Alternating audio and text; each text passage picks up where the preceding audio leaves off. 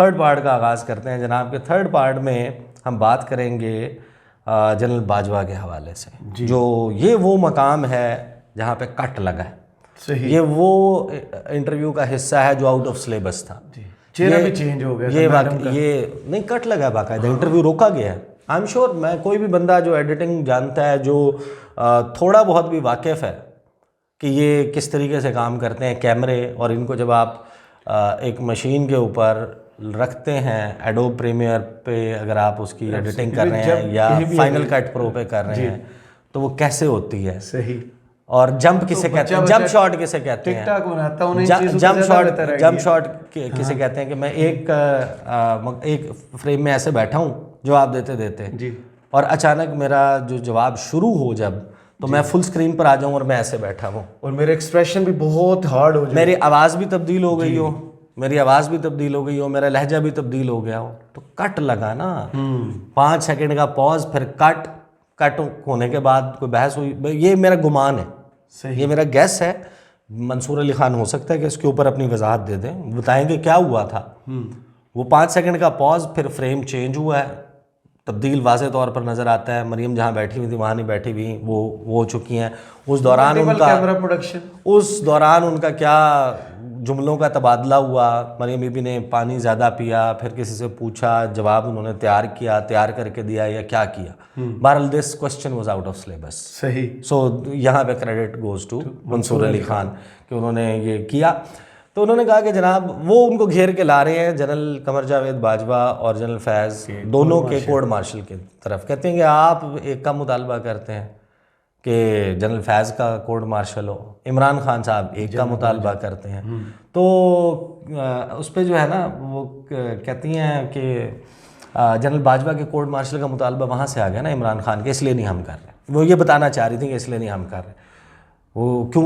उन्होंने कहा कि तो आप इमरान खान के साथ हैं इस बात में, जनरल बाजवा वाली बात में। कहते हैं नहीं, क्योंकि वो पहले तारीफ़ें करते थे जनरल बाजवा की, और अब ये कहते हैं कि मैं ऐसे बुज़दिल इंसान की किसी बात को जो है वो, उन्होंने कहा कि मैं ऐसे बुज़दिल इंसान को जो है वो सीरियस नहीं लेती, क्योंकि अब ये तारीफ़ें नहीं करते, अब ये उनके ख़िलाफ़ हो गए हैं जनरल बाजवा के। सही।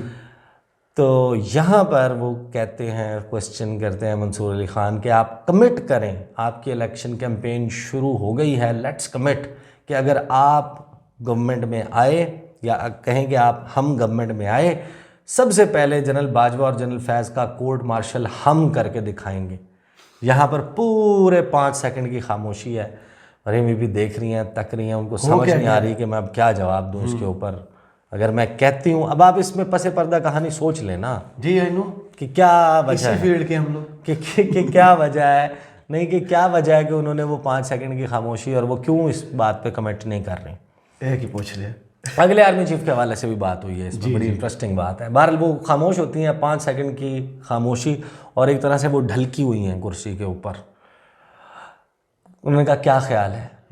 उसके बाद कट के बाद आपको नज़र आता है कि जनाब फ्रेम चेंज हो चुका है, फुल स्क्रीन के ऊपर मरियम बीबी हैं, दूसरे अंदाज में बैठी हुई हैं, आवाज़ पहले वाली आवाज़ और यहाँ वाली आवाज़ मैच नहीं करती। मतलब अगर मैं अभी पानी पी लूँ, यहाँ पर रुक के चंद घूंट पानी पी लूँ, सांस ले लूँ, तो मेरी आवाज़ की टोन तब्दील हो जाएगी, नरम हो जाएगी। तो वहाँ पे भी आप देखेंगे मुख्तलिफ है। तो उसके बाद उन्होंने जवाब, जब फुल फ्रेम में आई, तो फुल फ्रेम में आने के बाद उनका मंसूर बात यह है कि जिस वक्त, अब सवाल क्या था, कोर्ट मार्शल होगा या नहीं। जवाब है कि मंसूर बात यह है कि जिस वक्त मुश्किल हो, जब मुश्किल वक्त हो, उस वक्त नाम लेना बहुत जुर्रत और बहादुरी का काम है। और आपको याद होगा कि नवाज शरीफ ने लंदन बैठ के, जब प्राइम टाइम था, सेम पेज का, जब पीक था ताकत, पावर और इंतकाम का, जब हम निशाना थे, नवाज शरीफ और मैं निशाना थे, उस वक्त नवाज शरीफ साहब ने बहुत हिम्मत और जुर्रत से पीडीएम के पहले जलसे में गुजरांवाला में दोनों का नाम लिया। दोनों उस वक्त ऑफिस में थे। उन्होंने ये नहीं किया कि उस वक्त नाम ना लेते और जब ऑफिस से चला जाता उस वक्त तनकीद कोई मायने नहीं रखती। मैं वाहिद हूँ पाकिस्तान की तारीख में जिसने सिटिंग डीजी आईएसआई के ख़िलाफ़ अदालत में एप्लीकेशन दी। अब यहाँ पे कोई जवाब नहीं आया कि जनरल बाजवा और जनरल फैज़ दोनों का करेंगे या एक का करेंगे। बता देना अपनी पोजीशन। उस पर उनसे सवाल किया मंसूर अली खान ने। तनकीद होती है कि आपने एक जनरल और खान साहब ने दूसरे जनरल को टारगेट किया हुआ है, अपने अपने जनरल्स।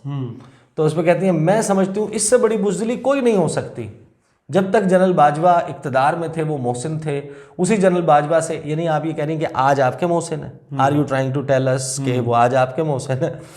तो वो मोहसिन थे, उसी जनरल बाजवा से आखिरी दिन तक छुपकर मुलाकातें करते रहे। कोर्ट मार्शल उस वक्त करते जब प्राइम मिनिस्टर थे, फिर निशाने पर रख लिया। जुर्रत ये होती है कि वक्त के जाबिर को ललकारा जाए।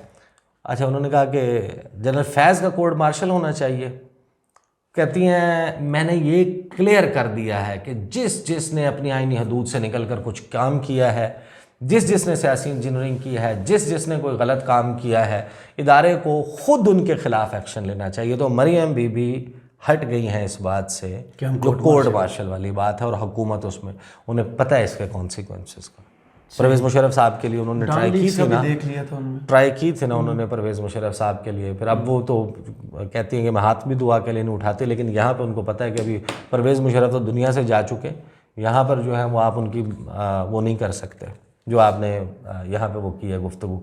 फिर उन्होंने एक्सटेंशन वाले मामले पे घेर लिया। उन्होंने कहा जब जनरल बाजवा की एक्सटेंशन हुई थी आपने कहा था मैं इस गुनाह में शरीक नहीं हूँ। कहती हैं ऐसा ही हुआ था। कहती ये आपका असूली मौक़िफ़ है कि आर्मी चीफ्स की मुलाजमत में तोसी नहीं होनी चाहिए। तो देखें मेरा ये ख्याल है जो आइन कहता है उसको फॉलो किया जाना चाहिए। तो मंसूर अली ख़ान कहते हैं उसमें तो है। कहती हैं वो कहती हैं मेरा नहीं ख्याल, अब शायद कर दी हो, अमेंडमेंट हो गई हो। कहती है मेरा ख्याल है ऐसा नहीं होना चाहिए। यहाँ पर गजनी वाला रोल आ गया। हाँ, मेरा ख्याल है ऐसा नहीं होना चाहिए। याददाश्त तोड़ गई। जब वो कहती है ना मेरा नहीं ख्याल ऐसा होना चाहिए, तो मंसूर अली खान उनसे पूछते हैं मौजूदा आर्मी चीफ के लिए भी आप यही सजेस्ट करेंगे? तो मरीम बीबी कहती हैं उनकी एक्सटेंशन का सवाल, अभी तो उनका टेन्योर शुरू हुआ है, अभी से उनकी एक्सटेंशन का सवाल जब आएगा तो देखेंगे। मतलब आपने आज से शुरू कर दिया ना, मतलब this is where the problem is. यहाँ तो प्रॉब्लम है ये सारे इक़्तिदार में आने के बाद they bring and drag army into politics. Absolutely.